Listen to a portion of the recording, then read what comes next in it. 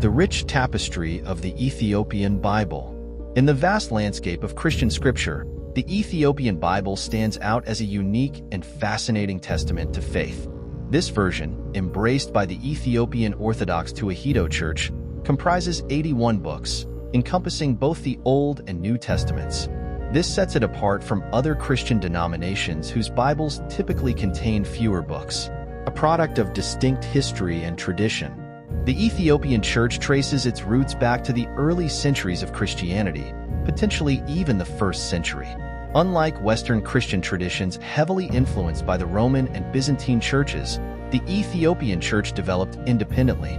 This autonomy led to the creation of a more extensive scriptural canon, separate from that of European Christianity.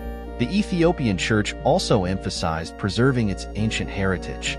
This included safeguarding and venerating various texts not found in other Christian canons. Ethiopia's geographical isolation in the Horn of Africa further played a role, allowing the Church to develop its religious practices independently, including selecting its scriptures free from external influences. Exploring the additional books. One of the most notable texts in the Ethiopian Bible is the Book of Enoch, attributed to the biblical figure Enoch. This book offers insights not found elsewhere, including visions of the celestial realms, descriptions of angelic beings, and teachings on cosmology and eschatology, the study of the end times. The Book of Enoch, a prominent addition within the Ethiopian Bible, holds a captivating place in religious history. Attributed to the enigmatic figure of Enoch, the great-grandfather of Noah, this book offers unique insights not found elsewhere in the biblical canon. Here's a closer look at the intriguing content of the Book of Enoch, Visions of the Heavenly Realms. The book details Enoch's extraordinary journeys through the heavens, describing various celestial regions and their inhabitants. He encounters angels, some benevolent and others fallen, witnessing their roles in the cosmos. Angelic hierarchy and demonology. The Book of Enoch unveils a detailed angelic hierarchy, with different orders and ranks of angels. It also delves into the story of the Watchers, a group of angels who rebelled against God and fathered the Nephilim with human women. This narrative sheds light on the origins of evil and the reasons behind the Great Flood. Teachings on cosmology and eschatology. The text explores the creation of the universe, with descriptions of the various elements and their arrangement. It also delves into the concept of the afterlife, offering glimpses into judgment, reward, and punishment. Prophetic utterances. The Book of Enoch contains a strong prophetic element, foretelling future events and tribulations. These prophecies touch upon themes of judgment, the Messiah, and the ultimate triumph of good over evil. Esoteric Knowledge. The book touches upon various areas considered esoteric or mysterious. These include topics like celestial mechanics, astrology, and interpretations of dreams. It's important to note that the historical and religious validity of these sections are debated among scholars. Why is the Book of Enoch significant? The Book of Enoch holds significance for several reasons. Missing link.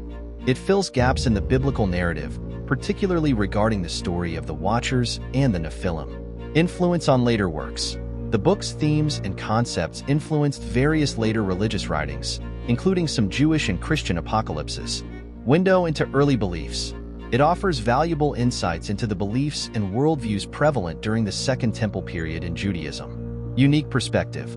The Book of Enoch provides a distinct perspective on angels, demons, and the end times, enriching our understanding of these concepts. Another noteworthy inclusion is the Book of Jubilees, which retells biblical narratives from creation to the giving of the law at Mount Sinai. This book provides a unique perspective on familiar stories, introducing additional laws, customs, and interpretations. Narrative treasures. The Ethiopian Bible also features captivating stories like the Book of Tobit and the Book of Judith. The Book of Tobit follows a father and son who encounter challenges and receive help from angelic beings. The Book of Judith recounts a woman's heroic actions in saving her people through deception. These narratives enrich the Ethiopian Orthodox tradition with themes of faith, courage, and divine intervention. Beyond familiar stories, the Ethiopian Bible delves deeper into some biblical accounts.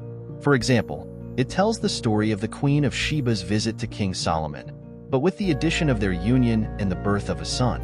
Interestingly, recent genetic studies suggest a potential connection between Ethiopian populations and ancient peoples mentioned in the Bible.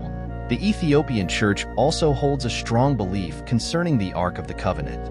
According to tradition, the Ark, which housed the Ten Commandments, was brought to Ethiopia by Menelik, son of King Solomon and the Queen of Sheba.